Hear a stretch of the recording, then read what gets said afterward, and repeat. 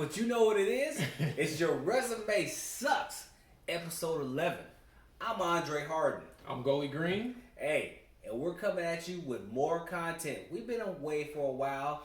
Very busy. Very busy. Things going Lots on. of resumes. Lots of resumes. Lots of stuff. Consultations. Hey, you guys have been blowing us up, and we greatly appreciate that. Thank you. Thank you. Thank you for the support. Thank you for everything. But today we're coming at a new episode. It's called Wash, Rinse, Repeat. I love it. Yeah. What does that mean? Isn't that for like when you shampoo your That's hair? right. You get a good lather, put this in your head. I mean, get it in there. You know, dip it under water. Yeah. Do it again. Yeah. Make sure you get all the dirt out. Get all the dirt out. Yeah. What we mean by wash, rinse, repeat is, are you learning, earning, and growing in your career? This is something that came up because, you know, we talk about real life situations. Yeah. Through consultations, through friendships, through your own life, we find out situations that people are in, and sometimes they ask themselves questions like, what am I doing? Yeah. That hits me all the time. You know, those people that sit in the parking lot and just cry, gotta pull themselves together before they get into the office. This episode is for you. This episode is for you. It's also for the person who's faking it. You faking the funk. You going in there making the donuts every day. Yeah. Time to make the donuts. Hey. It's not working for you. It's not working. It's not working for you. Yeah. You're unhappy. You're just making, $1. You have a job versus a career. It's time to go ahead and press forward with some of this stuff. Yeah, I mean, this is something very easy to get into because, you get into a career, and by and large, if you pick a particular career, you're going to be doing a lot of the same things from the beginning to the end of your career. But that should not be 80, 90% of what you're doing. Right. If you're not adding on skill sets or learning something new or having a new challenge, then you've probably hit wash, rinse, and repeat.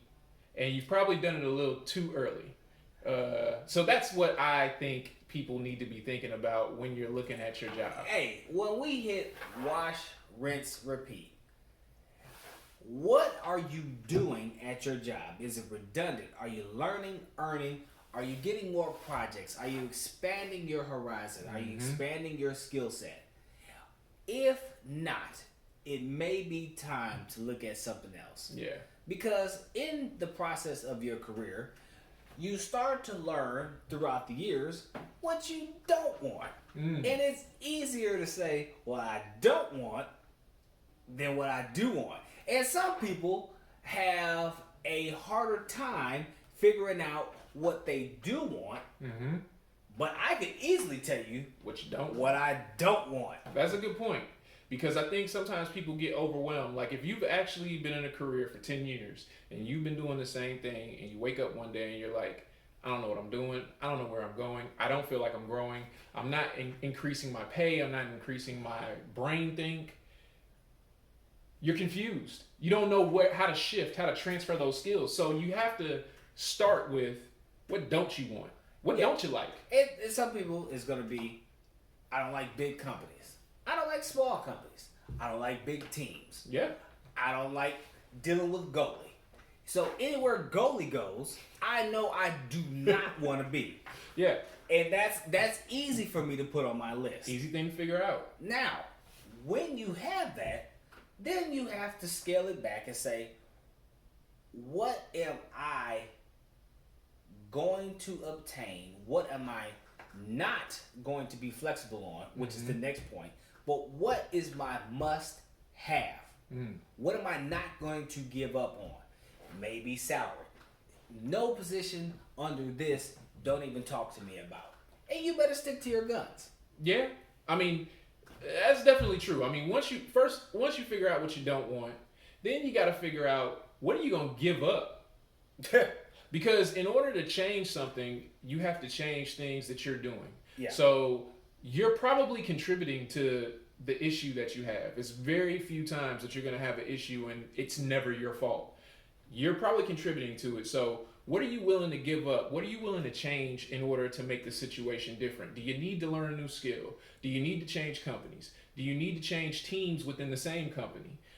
These are things that you want to think about. And when you think about it, you want to go back to step one, which is, I know what I don't want.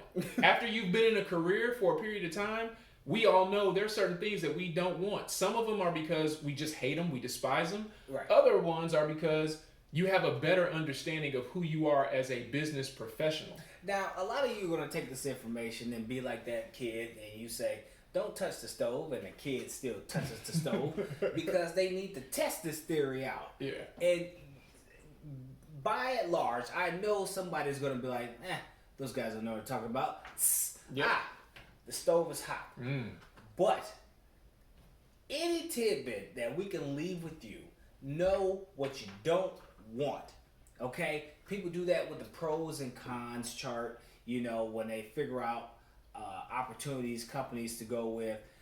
You know exactly what it takes to get the optimal production out of yourself, whether it is a small team, large team. Take it on these type of projects. You will know what is the best situation for you.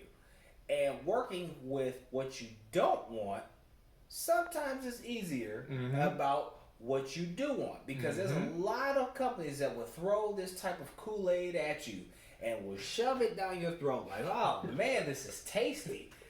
This is tasty. It's not that tasty. It's not. You go there, it's like, this is not that tasty. I've seen this episode before. Yeah. So understand what you don't want.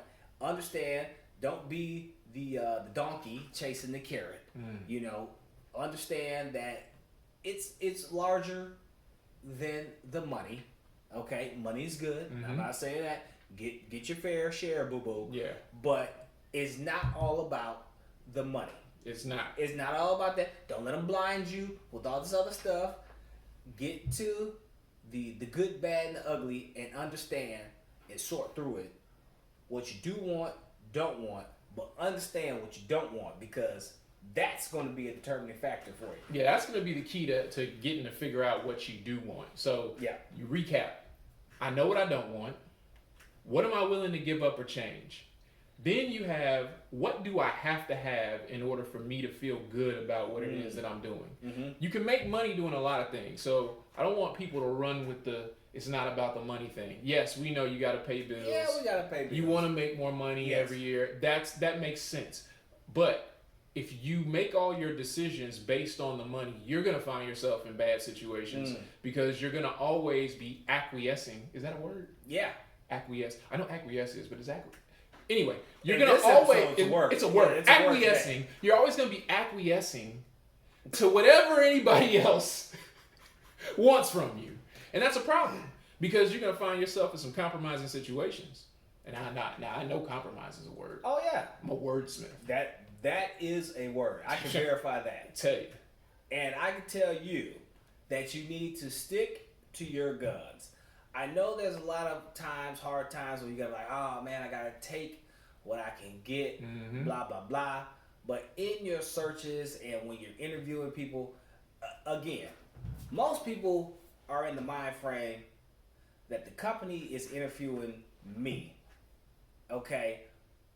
Go in there with the mind frame of interviewing them as well. Yeah. You think I want to be here? You are trying to get me. Go with the mind frame of figuring that out, because there's no way you're going to find out what you don't want if you don't interview them as well. Absolutely. Because there's a lot that they're going to find out about your skill set and all that type of stuff, but you need to find out if that atmosphere, that environment, that team is something that you're going to be productive with. Yeah, they say that you have the skill set on this piece of paper, but what type of situation do we get the optimal production out of you that you have displayed on this piece of paper?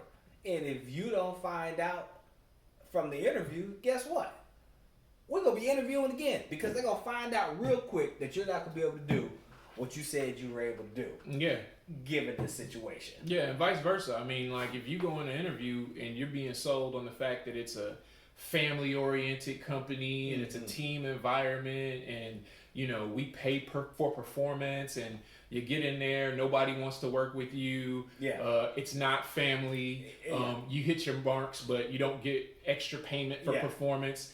you're not going to stay very long. So you got to pay attention. I always like to pay attention when I even walk into the doors of a company. I'm looking around to try to see kind of what does it feel like in here? Like, what does my gut tell me about what people look like in here? Do people look like they're happy, like they're motivated, like they're focused on getting their work done? Right. Or does it look like this is a hellhole? Yeah. I mean, sometimes it does look like a hellhole. Like it's not a pleasant place to be. Yeah. Those things are important because it's going to tell you a lot about the company's culture. And the person you're talking to may be putting on a certain mask that presents something one way, the same way people go into interviews and put a mask on, say they can do 1,000,001 things, and then they've never actually done any of those things. You don't want to be in that situation. You want to be in a situation where you're getting what you expected to get. So you need to assess and really look at the company the same way they're assessing and really looking at you. Exactly. Which brings us to wash, rinse, repeat. This whole process, when you're going through looking for the opportunities, you need to do the same process over and over and over again. And if it wash, rinse, repeat applies to your career, come on now, it's time to make a move. Yeah. It is. It is. It's time to make a move. I think we're moving into a unique time in the job market. That's definitely. We say that every episode. But it's changing. It is changing fast. How many jobs they say? The expectation was 8.1 million jobs would have been released in the United States this past month, and actually it came out to 9.3. That's a big difference. Big difference. Big You difference. got remote. You got this. A lot of players are shifting right now. It's time to go ahead, make a move, put yourself first, be selfish a little bit, figure it out for yourself. What is the best move for you? Wash, rinse, repeat. Yep. So remember, because we're about to close this thing out. Step 1, are you learning, earning, and growing? That's how you get to the first part. Got to assess the situation. From there, what don't you want? If you don't know where you want to go with your career, what don't you want? Step 3, what are you going to give up or change? You can't do the same movements and expect a different situation.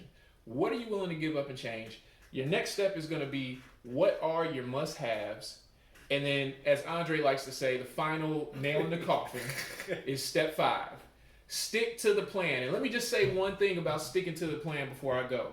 If you spent 10 years doing something, the likelihood is that you could get paid more going to another job to do that very same thing. But we have long working careers. And the reason why I want to bring this up is because a lot of times people will look at a position where it gives them a ton of opportunity and they might have to take a slight pay cut. Maybe it's $5,000. Maybe it's $10,000, depending on how high you are up the food chain. That's not slight for me. That is. I mean, everybody wants your money. Yeah. So I'm not knocking you for that, but I'm just saying you have to have vision. All right. Yeah. If you're making $70,000 and here's an opportunity over here that you know that you'd be interested in and you want to do, and you got to take 65 to do it, or you got to stay at 70 to do it, and there's an opportunity over here that you can keep doing the same thing that you really don't like doing and you're tired of doing it, but it pays you 80. You got a decision to make. Now we're going to find out who are the grown women and grown men and who are the young ladies and young men. Because you're going to make a decision that will have a tremendous effect on your future. So just want to put that out there. Make sure you're looking at things for the right reasons, and it's not always tied to a dollar sign, because you can make money doing anything. Hey, that was a bomb. I wish I had my bomb effect. That is a bomb statement right there. But as always, we got nuggets coming to you all the time. We're sorry that we didn't put the content out sooner than later. We've been busy. We're going to get back on it. We are back on it. We're back at it. We back at it. Yeah. This is Your Resume Sucks. I'm Andre Harden. I'm Goalie Green. Episode 11 over with. Out.